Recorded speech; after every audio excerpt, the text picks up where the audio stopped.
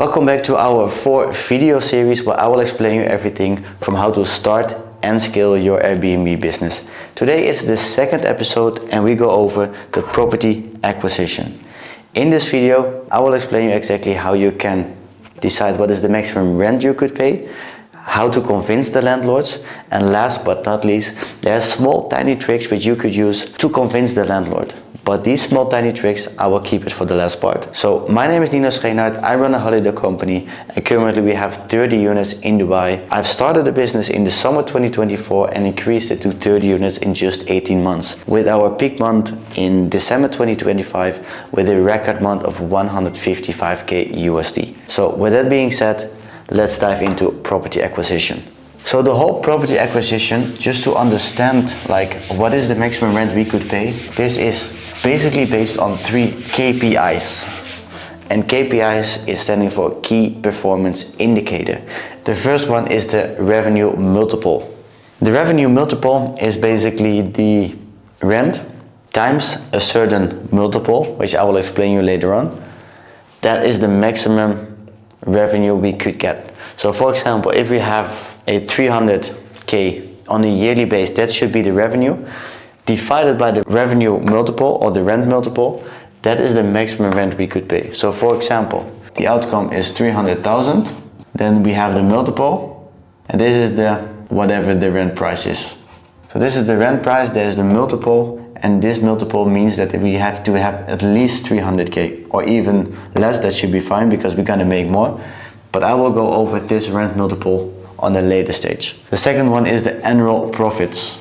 Like all the numbers could be right? The rent multiple could be good, it should fit in your business case, the revenues which you have target should be fine. But if the annual profits basically is 10,000 AED, just a random number, on a yearly base, is that worth it? Is that really worth it for you to work for 10,000 AED on a yearly base, net profits? Like after everything, like deduction of everything, you just be left with a net profit of 10,000 AED. Is that really worth it? That's the question which you have to ask yourself. For example, if you go in a studio in wherever it is, and this is your annual profit, I wouldn't do it. Just focus yourself on different, maybe the investment is slightly more, but then your annual profits will be slightly more as well, because nobody can live from this amount on a yearly base. Third one are the cash flow margins. The cash flow margins is basically the percentage, the amount of profit you made compared to the revenue. So it's basically the revenue divided by the profit. Let me do it like this, profit. Make sure that it at least 20%, but most likely aim for higher. Which means, for example, if you have a revenue of 100,000 AED, the profit, for example, is in this case 20,000 AED, then that means that your net profit based on the revenue is 20%. But like I mentioned already, please try to have it slightly higher. We're always aiming for 25 to 30%. But make sure that it's at least 20% or above. Otherwise, it doesn't make any sense because then your investment is way higher compared to the net profits you're gonna make. So with that being said, this is the KPIs. Regarding this one, I will explain you exactly whenever we have made the overview. So then we're gonna start with the overview of how to calculate things. Because we do have the revenue, we have already created it in the episode 1. So the calculations is always based on 3 pillars. The first one is the revenue, the second one is the operational expenses, and the third one are the profits. So based on these 3 pillars, you can decide how we can find our maximum amount of rent. First of all, the revenue is pretty simple. You have your occupancy, you have your daily rate. This is all in episode 1, by the way. So if you don't understand what I'm talking about, please check episode 1. So for example, the occupancy is 85%, daily rate, and then you have your annual revenue. Whenever you have your annual revenue for the operational expenses, because the operational expenses are always monthly, try to divide it by monthly. So then make sure that you have your monthly revenue. So for example, 85, then you have a daily rate of 1080, which means that it's 1000, like 365 times 85% times 1000. So annual revenue is 310,000, for example. Then we're gonna divide it by 12, divide 310 by 12, and we will be left with 25,800 AED in net revenue per month. So now we know this number. This is how we can calculate based on our operational expenses. But what are the operational expenses? Well, I think you can already imagine it, but the operational expenses could be the cleaning, could be the utilities, could be maintenance, could be some DTCM fees as well, which is another operational cost.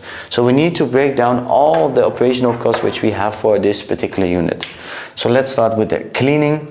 You could have the DIWA, which is the Department of Water and Electricity. We have internet, we have gas, we have chiller, which is the AC. You have the DTCM. DTCM, as you know, this is the Dubai Tourism Department. And what last? We have, for example, maintenance. Like all these things, we need to make sure that we're gonna bring a drop down of this particular listing. So for example, cleaning, we're gonna make, what I always calculate is 250 per cleaning. On average, you have let's say 6 checkouts. So 250, it's like 1500 AED. DWAC could be approximately 1000 AED. Internet is 450 AED. Gas, it's not that much, let's say 45 AED.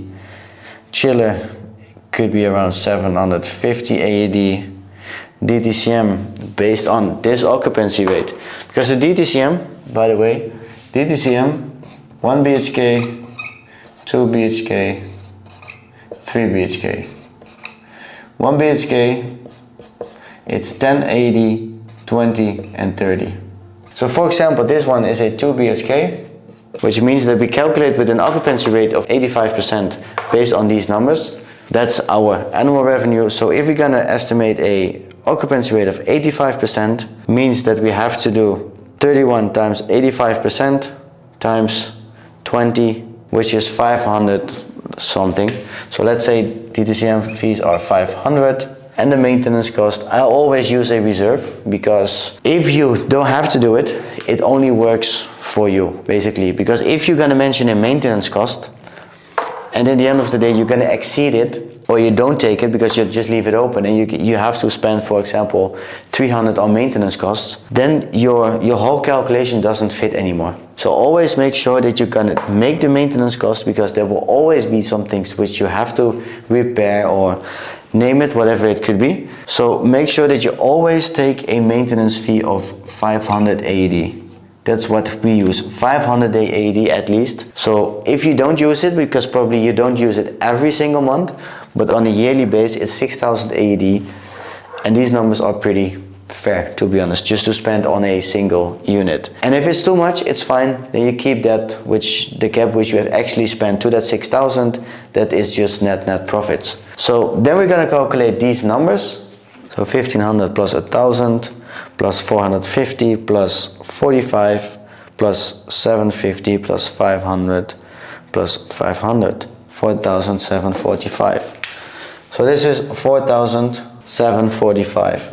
That we're gonna be left with a profit before rent, 2,500 minus 4,745, which means just like a round number is 21,000. 21,000. That is the profit before rent. But of course we have to pay rent. So for example, based on these numbers, what is a fair number? Let's say 175,000. We have to divide it to 175,000 divided by 12, which is 14,000, let's say 600. So the rent, 14,600. Which means that we will be left with a net profit, 6,400. This is a net profit which you're gonna make based on every single month. However, this is the average. This could be higher in high season, this could be lower in low season. But with that being said, this is just the net profit which you could make based on these calculations. So that brings me to the KPIs which I already sent you. And these KPIs were the multiple, annual profits, and the cash flow. The multiple, which it basically is the multiple always needs to be 1.7, but mostly aim for more.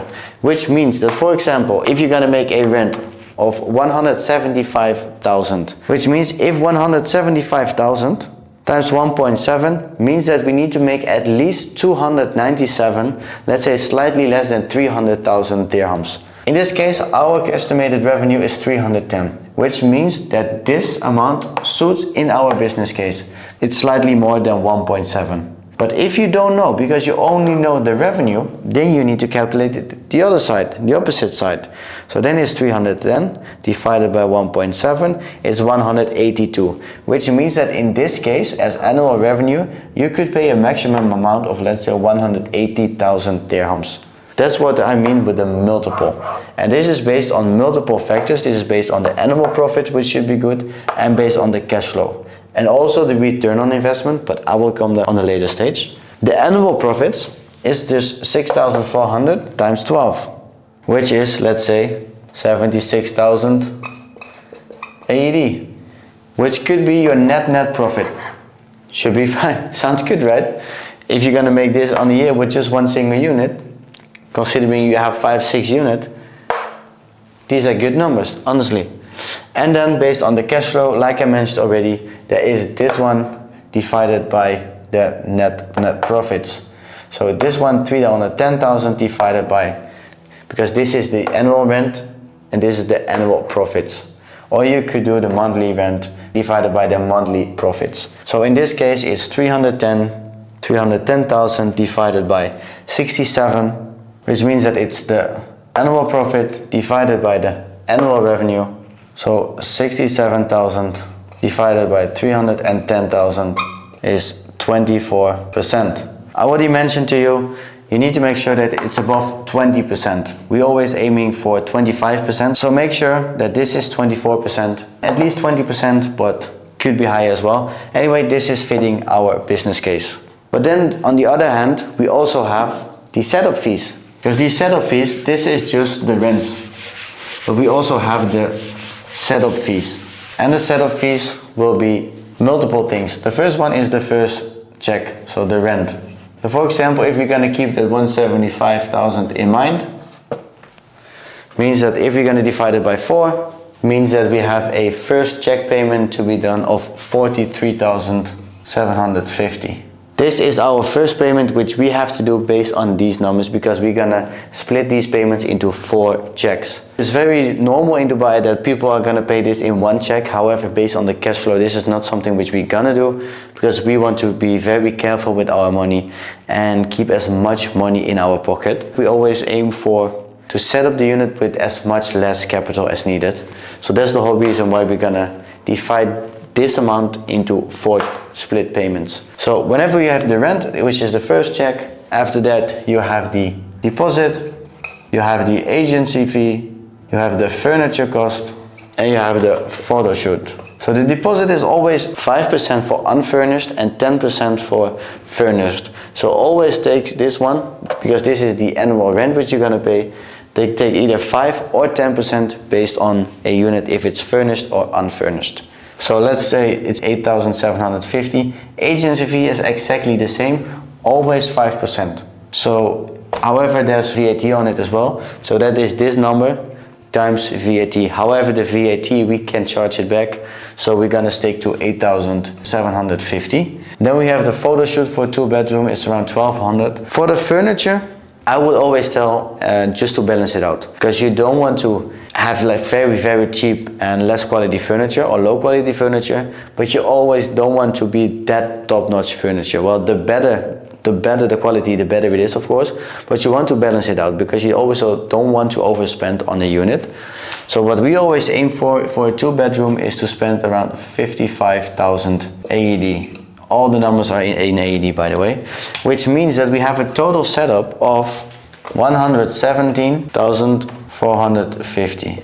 This is the total upfront cost which we need just to set up the unit. Before the first guest will come, we have already paid this. So you have to make sure that it's not like a 2-bedroom comes with this cost just to set up everything. But to understand like the cash flow margins and the return on investment, then we need to change this one to the full amount, which is 175,000. Because if you can remember the previous sheet, we mentioned that we have an annual revenue of 310,000 AED. That was the annual revenue which we have mentioned in the previous sheet. To understand what is the return on investment, basically what we're trying to understand is based on the investment, I will remove this part because it will be more, based on the investment, how many months does it will take for us to have all our money back. And that is basically the investment divided by the annual revenue times 12. Then we know the exact amount in months is X months. So for example, to understand what is the exact cash out which we have on an annual base, is we need to understand which are not refundable. So for example, the rent, once it's paid, we will never get it back. Agency fee, we will never get it back. Furniture, you will never get it back. Photo shoot, either. However, deposit, that one is something which you could get back. You know, whenever you have to vacate the unit, you get this amount back because that's the whole reason why you have to pay a deposit. So just to understand these things, this overview, and to understand your return on investment, this deposit shouldn't be calculated because this is like a refundable amount. So then we need to understand 175,000 plus this, plus this, plus this. 240,000 dirhams is the full investment you have made on a yearly base just to set up this whole unit. So just to get back to understand your return on investment means that it's this amount divided by 310 times 12, which is 9.3 months. In this case, I would always mention never exceed 9.0. This means that we have to save on furniture, for example. If you're gonna bring this to 50, probably then you should be around the 9, but never exceed the 9 months, because that means that you spend more than like 3/4 on your full amount of investment which you have made for a particular unit. So whenever in this case it's 9.3, then you need to cut some costs. And in this, the rent should be fine because you already, it depends on the market. If you can decrease the rent, definitely go for decreasing the rent. But probably the one factor which you can always reduce is the furniture. Like then you have to save on some spaces regarding the furniture. So just to make sure that you're never gonna exceed the 9 months. So in this case, you have the 1.7, which is the multiple, and you know how to calculate the maximum return on investment. You know how to calculate the annual profits with the overview we made, and you understand how to create the cash flow margins. So the cash flow margins need to be at least 25%, return on investment needs to be at 9%, annual profits, there is no minimum or maximum, but you need to make sure that the annual profits, it's a making sense number which you are willing to work for, and the rent multiple is always 1.7 to 1.8. So with that being said, you do understand exactly how to calculate your maximum rent which you could pay. So now we go over to convincing landlords. And convincing landlords or agents, it's probably the hardest part of the whole business. Because then finally you are executing, you have calculated everything, and probably the only thing you're gonna hear, it's not allowed for Airbnb, only one check, or many no's you're gonna hear. So one thing which is for damn sure is this is the hardest part and where the most people will stop with the whole Airbnb business, because they can't proceed after maybe 20, 30 no's in a row. Because you have to proceed, you have to be consistent, and you have to reaching out to every single agent or landlord, whatever it is. Prepare yourself, and I will explain exactly how you can position yourself as an expert tenant, because you always want to make sure that you are the best tenant and that you are standing out compared to a normal tenant. So how you convince the landlord? I always use the 5 P's. Positioning, second one is proof, third one is proposal, protection, the fourth one, and the last one is just peace of mind. The first one is positioning. What I mean with positioning is explain yourself, explain who you are, explain what you do as a business, explain why you are the best tenant, because that's the whole point of positioning. You have to try to sell yourself. So one thing which you always need to be like avoiding is the word Airbnb. Because whenever you're going to use the word Airbnb, many landlords will be scared because they're thinking of the amount of people who will come in. They will think about of the damages. Like everything are basically red flags for the landlord. Instead of using Airbnb, use the word serviced accommodation. Because whenever you're going to use service accommodation, people, they don't really understand what you're meaning. Probably they know what it means, but it's like they have some question marks still in their mind. But that's exactly what you need, because that gives you the chance to explain your whole Airbnb business which you are doing. So in this case, you can position yourself, and that will bring me to your next P, which is the proof. In here, just flex around with the units you have. You know, tell them, okay, we have this one, look, this is our calendar, this is the rent we have paid, and we already are in the third or fourth check, whatever you have done, or you have already a renewal. Maybe you can reach out to the landlord just to make sure that you have that many proof you're already. And then what if you're just starting out and you don't have any proof? Just take 2-3 units from other companies. Because the landlord will never verify the company with the listing, because they don't know. Of course, maybe they're gonna do some due diligence regarding you, but overall, they don't do a proper research regarding you. The only thing which you have to share is you have to share your Emirates ID, you have to share your trade license, and based on these numbers, maybe your nationality, sometimes they're gonna choose based on nationality. Unfortunately, we have experienced this as well. Luckily, it worked in our favor, to be honest. But just flex around with the units you have. And if you don't have any units, just fake it till you make it. Flex around or fake till make. Then whenever you have explained what you do, you have showed your proof, then you're gonna proceed with the offer, the proposal. So just tell the landlord what you do. However, one thing which you have to make sure is that in this negotiation and in this conversation, you will always try to negotiate down, because the landlord always wants to have the high amount, you always want to have the lower amount, and most probably you're going to meet somewhere in between. So whenever you have, for example, 175k in mind as a rent which you are willing to pay, offer 170.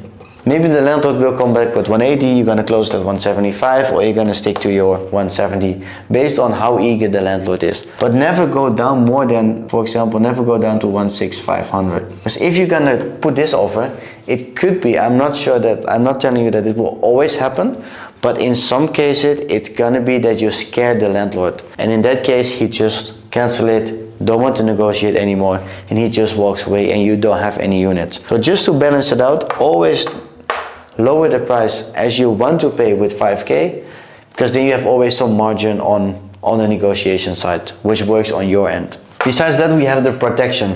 And what protection I mean is, how could you prove and how could you protect the landlord from the fact, even though you're running a serviced accommodation, you have explained your business, how could you protect yourself that you are the expert tenant? In this case, you can just put a comparison between you as an Airbnb host and an end user, and just mention why you are way better compared to an end user. And there are many, to be honest, because the one thing which I always use personally is an end user. Imagine I'm the landlord and I have an end user in one of our units. He's just paying the rent. Maybe after 1 year, I am just checking how the unit looks like, and they have completely ruined the apartment. The walls are damaged. They have smoked in the unit. Like maybe they have cooked in the unit, whatever they have done in the unit, and it's just a complete mess. With us as an Airbnb host, we don't have to deal with these matters. Well, we do have to deal with these matters, but then it's our guest, so we are responsible for it. But with us, these things will never happen to a landlord, because we're gonna visit 6 times in a month this particular unit. Even we can mention to the landlord, like if you want to look like in between the check out and the check in, just to see how your unit looks like, you can just enter while the cleaning is there and you can see how the unit looks like. So in your case, you visited multiple times. You have to maintain the unit way better compared to an end user, because if there's a hole in the wall or there's some multiple scratches, an end user, they don't care. But we as an Airbnb host, we do care. We need to make sure that we're gonna touch it up, because we need to make sure that the guest experience, it's maybe 12 out of 10. So make sure that you are way better compared to end user.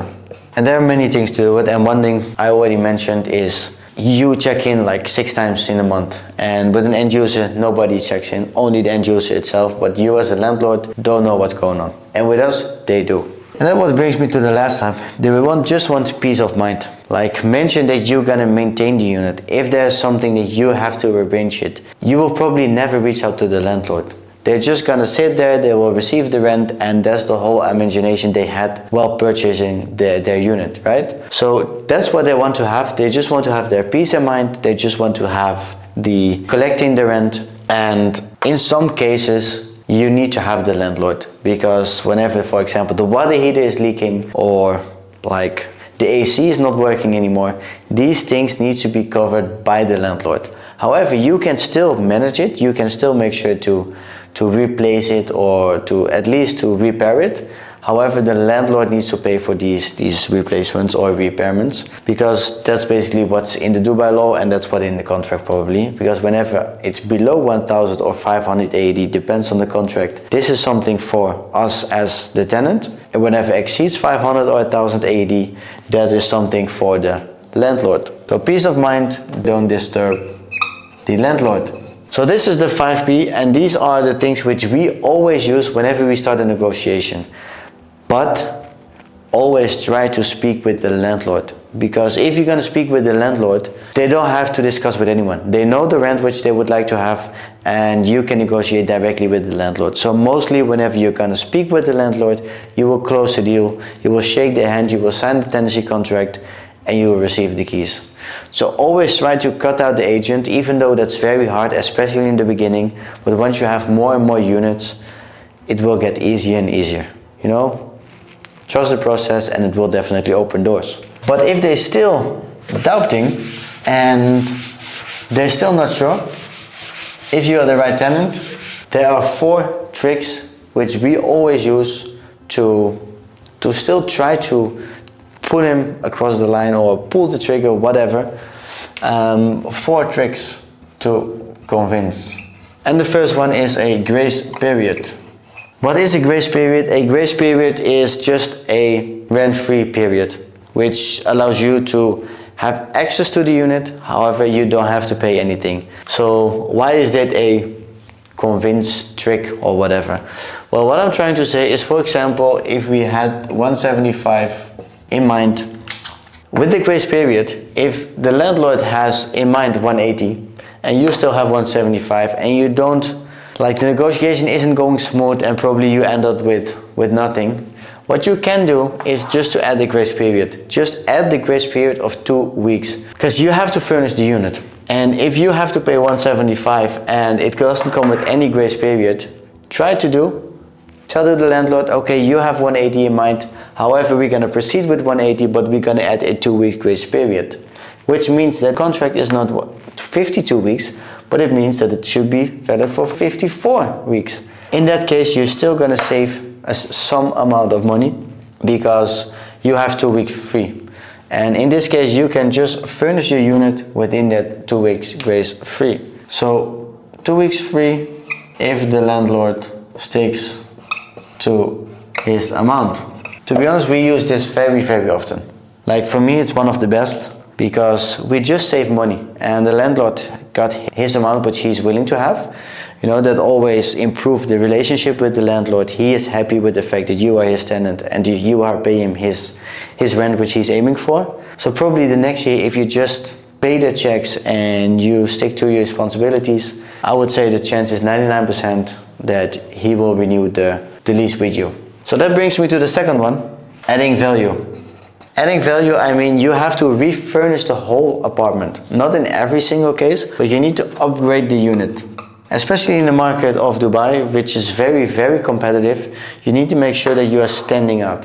And the only way how to stand, well, I wouldn't say the only way how to stand out, but one of the ways how to stand out is just by having an apartment which looks top notch, which looks 12 out of 10. So make sure that you add the value. And this is something which you could use to the landlord, because you are adding value to the unit, but at the end of the contract, whenever you vacate, hopefully not, but whenever you have to, these LED walls, these feature walls, these media walls, you can't take it.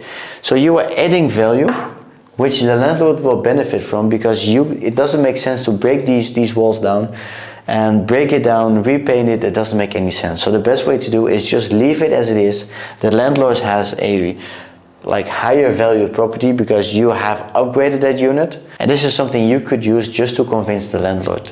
Tell them we're gonna increase the value of the whole property just by upgrading the unit. The third one is a short stay. In some cases, the landlord is very eager to come to Dubai, and if you can offer them like a short stay for them just to visit your apartment, they can have the experience, they can see, they can feel how does the unit looks like, what you have made by adding the value. So they just have the full experience, not as a landlord, but as a guest of their own apartment. So you can offer them a short stay. However, please make sure that you don't do the mistake which I have made. Because in our case, we had a landlord and he was fine, and I told him like, okay, you have maximum 1 week which you could stay in one of your units based on the availability we have. And I never thought about the high season and the low season. And at the end of the day, what happened, he stayed in one of our units, which is actually his unit, and he stayed there for a week in high season. So in that high season, we missed the revenue, which was quite a lot. So whenever you have to do it, whenever you can convince a landlord with a short stay, please make sure that you only do it between June and August. And tell them the maximum amount, for example, could be 40, let's say 7 days into 2 stays. What I mean with 7 days into 2 stays is that they have 7 days maximum into 2 stays. So that means that they could stay 3 and 4 nights, that means that they could stay 5 and 2 nights, or they're gonna stay only 1 week, whatever. This is something which I haven't done as well. I didn't add like a maximum amount of it. Well, I did add a maximum amount, but I didn't do it into the amount of stays. So what they could probably do is that they're just gonna book 7 nights. They're just gonna second night, like Saturday, Sunday night, Saturday to Sunday, Saturday to Sunday, and that times 7, which means that you lose a lot of revenue just by this one. So this could really help, but you need to play around with this one and need to add these things in the contract, because otherwise you could make the mistakes which I have made. And the last one is a property video. You have to make the photographies, because the photographs that's selling your apartment. Because whenever people scroll on Airbnb, Booking.com, whatever it is, they will check your unit, and based on the photos they will decide if they're gonna book your apartment or not. So whenever the photographer is already there, just try to ask him if he can make a video out of it. Because these videos, most of the landlords, they're just gonna buy it based on an investment, just to let the money work for them. And in some cases they're never willing to come to Dubai, and that's all good for us. But if you can make a property video, send it over to the landlord. The only thing he could do is he can show it to his friends. Like what they have made out of with our property, and they're super good, whatever. Probably they have a friend.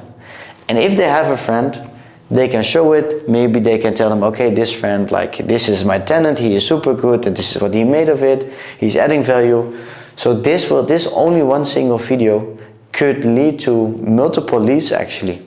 So property video, it's not only a marketing trick, which basically the landlord is doing like subconsciously, but it's a marketing trick, and besides that, it's good to have for landlord. So now you know how to close a deal, and you know how to decide what is the maximum rent you could pay for a particular unit. You know how to convince the deals. So the next step actually is to sign the contract and to get it furnished. And that's exactly what we're gonna do in the next episode, which is episode 3. Then we're gonna go for setup, design, and listing optimization. So if you don't know where to start, but you have the keys already, make sure look at episode 3, and there we go over all the ins and outs of the design, setup, and listing optimization. See you in episode 3.